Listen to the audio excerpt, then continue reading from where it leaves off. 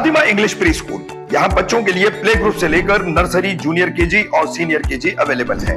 बच्चों की तालीम के लिए सर्टिफाइड टीचर्स रखे गए हैं। English speaking, activity based learning और साथ ही इस्लामिक लर्निंग, ताकि स्टूडेंट को इस्लाम के बारे में स्टोरीज और हिस्ट्री सिखाया जाए। क्लासरूम एसी इक्विप है और मिनिमम स्टूडेंट्स हर बैच में रखे गए हैं। एडमिशन ओपन है। ज्यादा जानकारी के लिए दिए गए नंबरों पर संपर्क करें। लद्दाख में विभिन्न मांगों को लेकर क्लाइमेट एक्टिविस्ट सोनम वांगचुक ने शुरू की मरने तक की भूख हड़ताल। मेन स्ट्रीम मीडिया पर निशाना साधते हुए कहा, यहां गिर रहा है भारतीय सेना का मनोबल।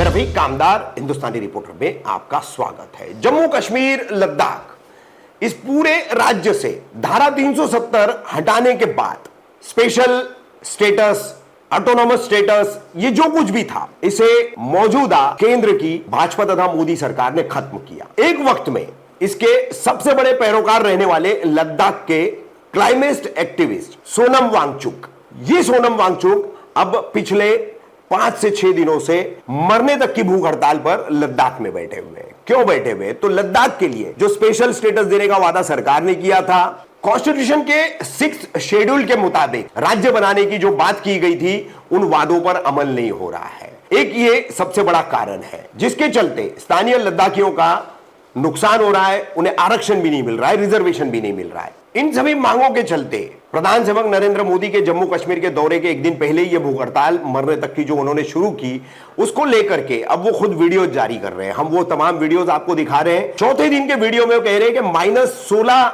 डिग्री में उनकी ये भूख हड़ताल जारी है। और बेहद आश्चर्य की बात है और अफसोस की भी बात है कि मेन स्ट्रीम मीडिया ने अब तक उनके भूख हड़ताल की कोई नोटिस नहीं ली है। नोटिस न किए जाने पर वो कहते हैं कि सीमावर्ती इलाका है लद्दाख, चीन और पाकिस्तान, इन दोनों से लद्दाख की सीमाएं जुड़ी हुई है।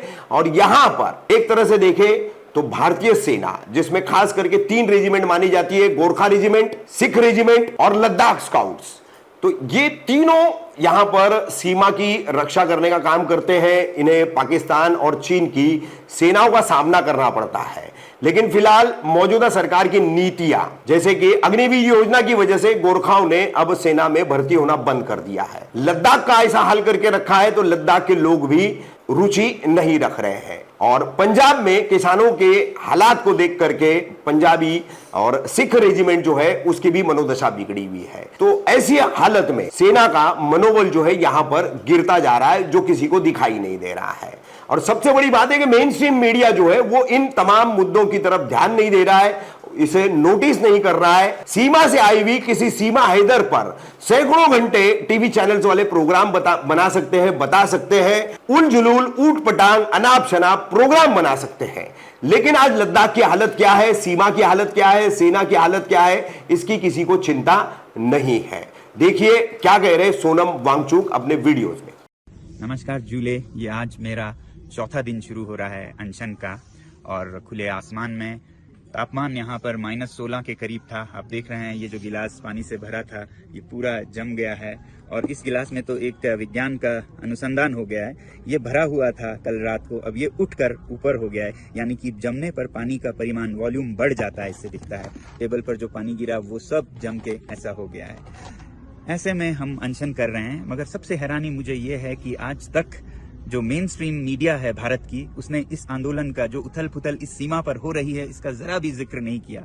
सीमा पार से एक सीमा हैदर आती हैं तो उन पर सैकड़ों घंटे चर्चा होती है, मगर भारत, चीन और पाकिस्तान के सीमा पर लद्दाख, इस पर जीरो चर्चा है।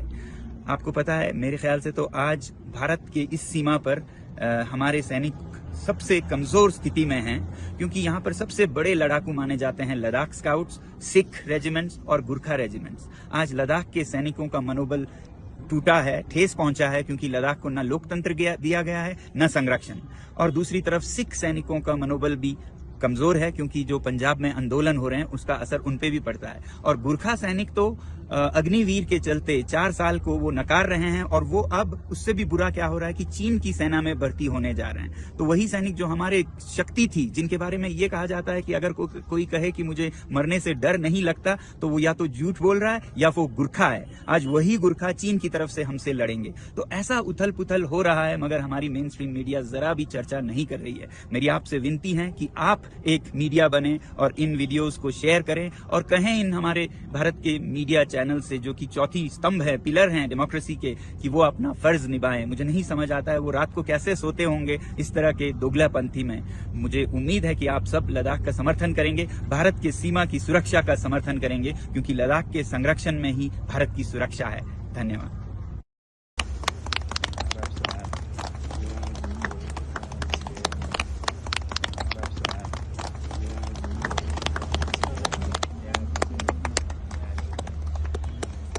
तो ये चौथे दिन का खात्मा है हमारे अनशन का, और मैं सम्मान कर रहा हूँ बहुत ही दूर फोबरंग, जो कि चीन और भारत या तिब्बत और भारत के सीमा पर है, वहाँ से आए हुए चरवाहे भाइयों का, जो इस अनशन में 3 दिन तक मेरे साथ थे और आज ये जा रहे हैं और 14 लोग आ रहे हैं। तो चांगथंग जो सीमा पर है, उनकी समस्या ये है कि उनका जो चरागाह है, जहाँ पे वे अपने बकरियां, जो पश्मीना बहुत मशहूर जो बकरियों को ये चराते हैं, वो जमीन अब खिसकते जा रहे हैं दोनों तरफ से। एक तरफ से चीन अतिक्रमण करके अंदर की ओर घुसता आ रहा है, जैसा आपने सुना होगा। ये उस जगह से हैं जहाँ पे फिंगर 4, फिंगर 3, फिंगर 2 ये सब हैं। और बाकी चांगथंग में ऐसा हालत है कि एक तरफ चीन का अतिक्रमण है और एक तरफ अगर कोई संरक्षण ना हो तो भारतीय जो उद्योग और खनन गुट हैं, लॉबीज इंडस्ट्रियल और माइनिंग के, वो अपना जगह जमीन लेते जा रहे हैं। तो जहां यहाँ सोलर प्लांट के लिए कोई 100 से 150 स्क्वायर किलोमीटर इनके चरागे चले जाएंगे और इनके पास फिर कुछ नहीं रहेगा। अभी इस हालत में ऐसा हो रहा है कि इनको अपनी बकरियां बेचना पड़ रहा है, क्योंकि चरागे अब इतने नहीं बचे हैं।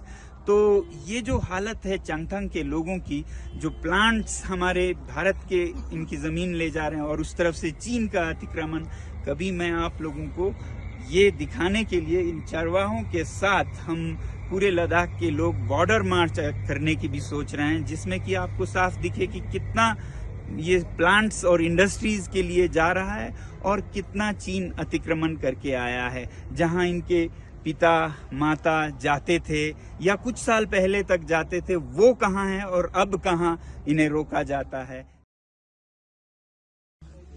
नमस्कार और जूले दोस्तों, ये आज मेरा 5वां दिन है अनशन का पानी और नमक पर। मैं बिल्कुल ठीक हूँ। आज खुले आसमान में हम थे बहुत से साथियों के साथ और तापमान था -17 के करीब। और ऐसे में आप देख रहे हैं ये जो गिलास का पानी है, ये न सिर्फ जमा है बल्कि फूल के ऊपर आया है, मगर ये बिल्कुल नहीं जमा है क्योंकि ये अल्कोहल है और अल्कोहल का जमने का तापमान है -114 और पानी का 0 डिग्रीज। तो ऐसे में हम अनशन कर रहे हैं लद्दाख के संरक्षण के लिए, लद्दाख में डेमोक्रेसी के बहाली के लिए। मगर ये सिर्फ लद्दाख की बात नहीं है, ये एक देश भर में विश्वास को दोबारा स्थापित करने की बात है। हमारे देश में सब कुछ है, लोहा है, कोयला है, मिनरल्स हैं, मगर कमी है तो विश्वास की, ट्रस्ट डेफिसिट, जिसके चलते अब लोग किसी पे भरोसा नहीं करते हैं। जनता नेताओं पर भरोसा नहीं करती, नेता अपने साथियों पर भरोसा नहीं करती और इलेक्शन प्रोसेस पर ही अब विश्वास उठ रहा है, इलेक्ट्रॉनिक वोटिंग मशीन्स पे विश्वास उठ रहा है। और ऐसे में फिर नेताओं से सीख के लोग भी फिर बिजनेसेस में भरोसा नहीं करते हैं, वादे तोड़ देते हैं। तो लद्दाख के साथ भी कुछ ऐसा ही हुआ। 2019 में हमसे वादा किया गया सरकार ने इलेक्शन मैनिफेस्टोज में खुलेआम लिख के कि लद्दाख को 6वें शेड्यूल में संरक्षण दिया जाएगा। और ये मैनिफेस्टो सिर्फ जुबानी नहीं थे, ये लिखित में आप देख रहे हैं उनकी तरफ से वादे जो लिखित में थे। और 2020 तक फिर वो भूल गए ये वादा। फिर जब दूसरा चुनाव आया हिल काउंसिल का, तो लोगों ने यहाँ पर कहा कि हम चुनाव में हिस्सा ही नहीं लेंगे अगर इस तरह से होता है, तो उन्होंने बॉयकॉट करने का फैसला हुआ। इस पे सरकार ने स्पेशल एरोप्लेन, विमान भेजकर हमारे नेताओं को दिल्ली ले गए और वहां पर उनसे विनती की, और हमारे नेता भी बहुत भोले भाले होते हैं, उन्होंने विश्वास किया और वापस आ गए कि वो सब ठीक करेंगे। और यहाँ पर आके उन्होंने फिर से भारी बहुमत से रूलिंग पार्टी को जिताया, संसदीय चुनाव में भी और हिल काउंसिल में भी। फिर उसके बाद सरकार ने बिल्कुल भुला दिया इसको, 4 सालों के लिए टालम टोल करते रहे, और अब 4 मार्च को उन्होंने साफ साफ कह दिया, ना हम आपको लोकतंत्र देंगे, ना ही संरक्षण 6 शेड्यूल में देंगे। तो आप समझ सकते हैं ऐसे में लोगों का क्या भरोसा रह जाए। अब लोग यहाँ पर फिर से कह रहे हैं कि संसदीय चुनाव को आने वाले हम बहिष्कार करेंगे, बॉयकॉट करेंगे। मगर ये सिर्फ लद्दाख की बात नहीं है, पूरे देश की बात है। अगर इलेक्शन मैनिफेस्टोस के साथ यही हाल होता रहा तो लद्दाख एक उदाहरण बन जाएगा हर नेता के लिए कि कोई भी वादा कर लो, कोई जरूरत नहीं है पूरा करने की। मगर अगर लद्दाख के लोगों ने किसी तरह सरकार से ये मनवाया कि वो वादे पूरा करे, तो फिर एक अच्छा उदाहरण बनेगा 50 साल तक की जो नेता वादे करते हैं उन्हें हमें पूरा करवाने का भी साधन है। तो लद्दाख का ये जो आंदोलन है बहुत ही क्रूशियल है ट्रस्ट डेफिसिट को खत्म करने के लिए भारत में।